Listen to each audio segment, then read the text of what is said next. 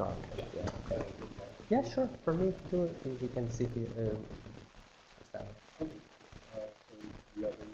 Everything. Thank you so much. Yes, yeah, sure.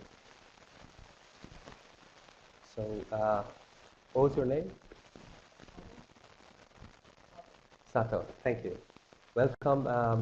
My name is Ehsan. I'm from California City, Long Beach. So I worked in aerospace industry for 10 years. Yes. Yeah, and then I went back to school, and then I'm the faculty and doing research and teaching in the area of materials and manufacture. Right.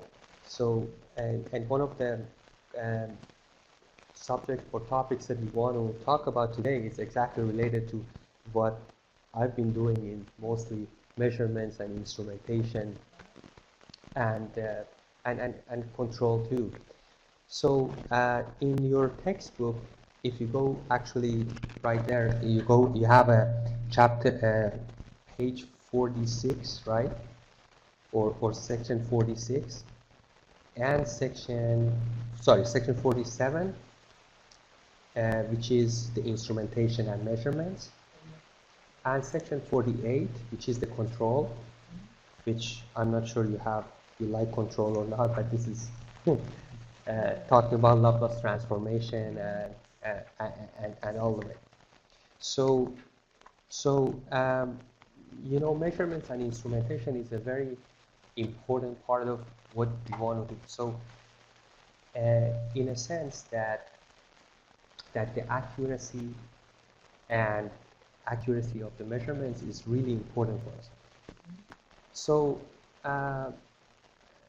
so if you going back to here, so imagine if you have there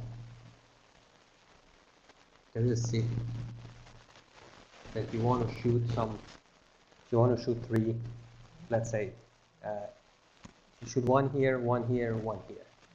This is not accurate, not precise. So not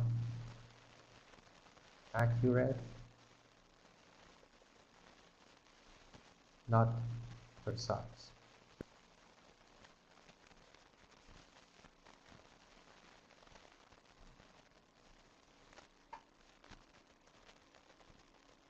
In any measurements, you're looking for accuracy and precise, right? So if you have a second case, so you have, again, you're shooting. If you're shooting something like that, all those three are right there. So as you can say, it is not accurate, but it is precise, right?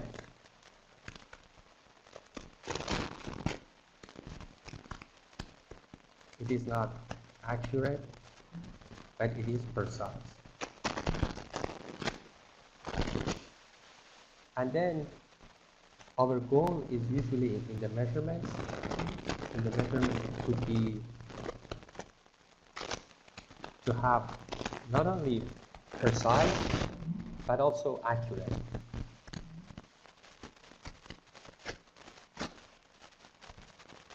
So we have a lot of different parameters that we want to measure.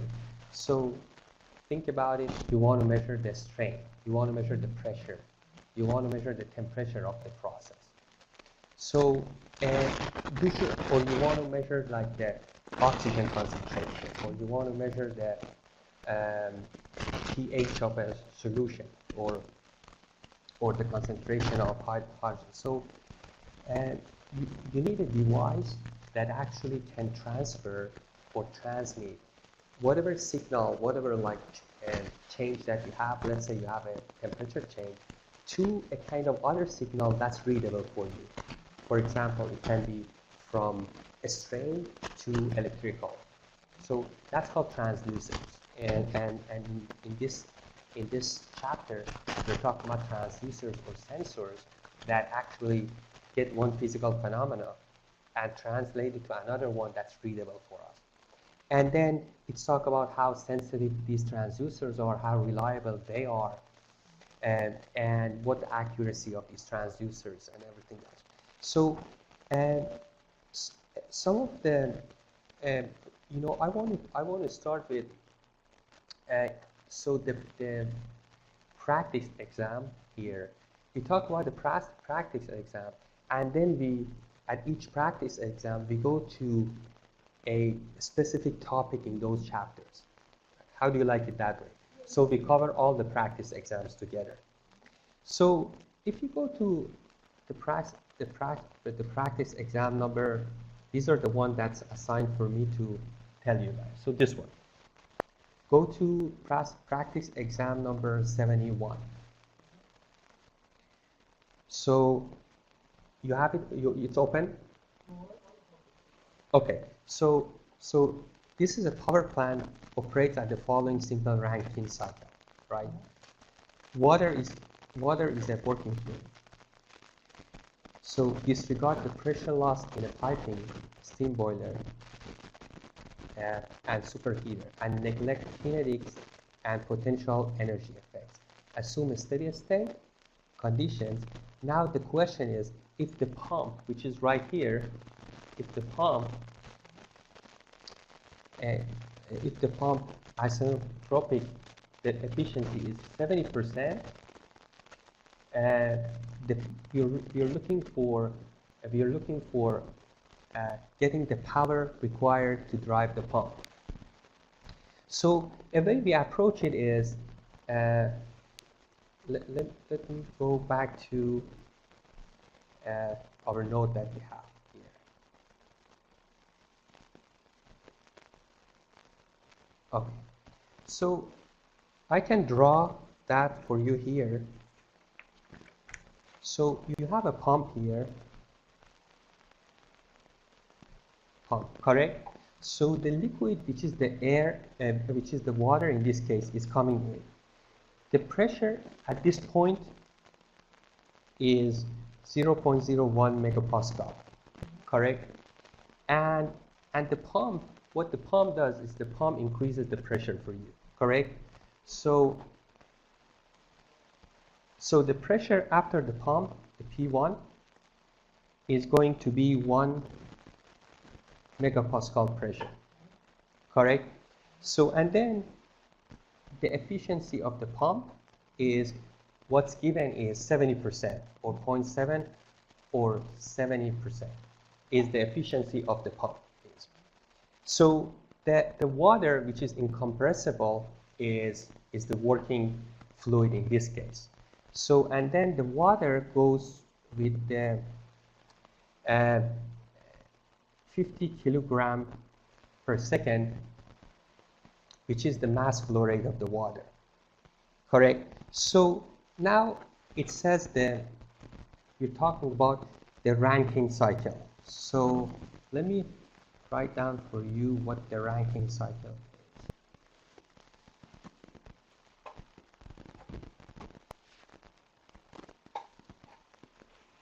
So the Rankine cycle is the idealized thermodynamic cycle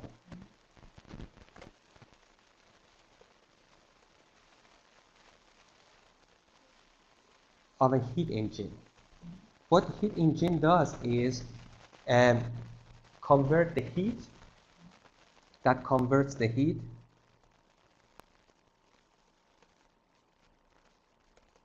into mechanical work.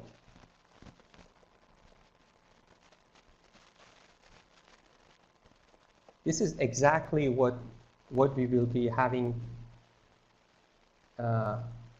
This is exactly what we will be having right here. So this is the Rankine cycle. So in this case, when you want to approach these problems, one of the most important thing is, what are your assumptions? Correct? So when you go back right here, what we assume is the water as we said, is a working liquid, and no pressure loss in pipes.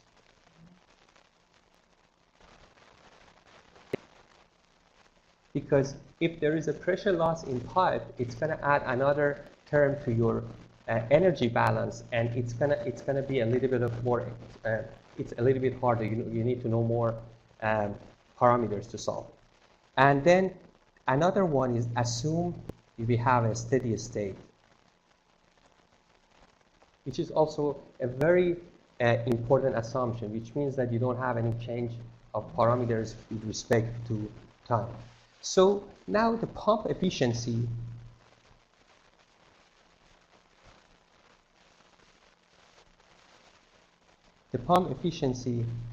is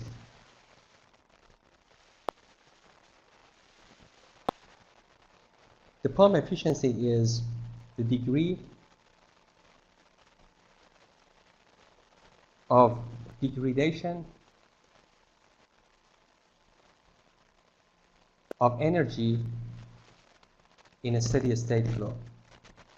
In a steady flow device, right? So if you talk about pump efficiency, is going to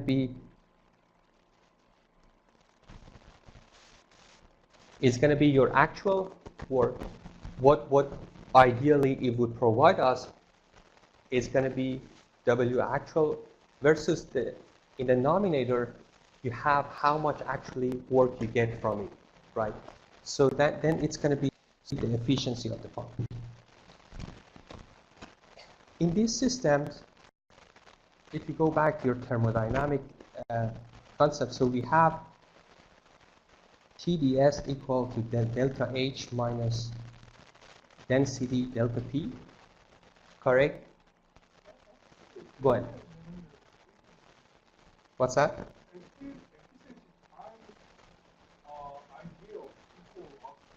Yes, so this is yes.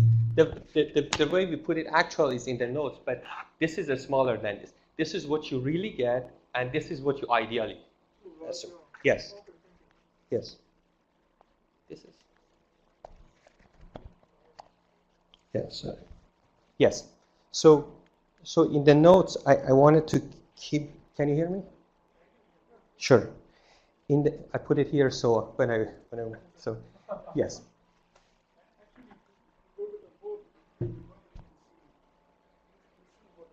Okay. Sure, absolutely. Okay, sure. Thank you. So this is what ideally the pump can produce. So in the notes that I have, it says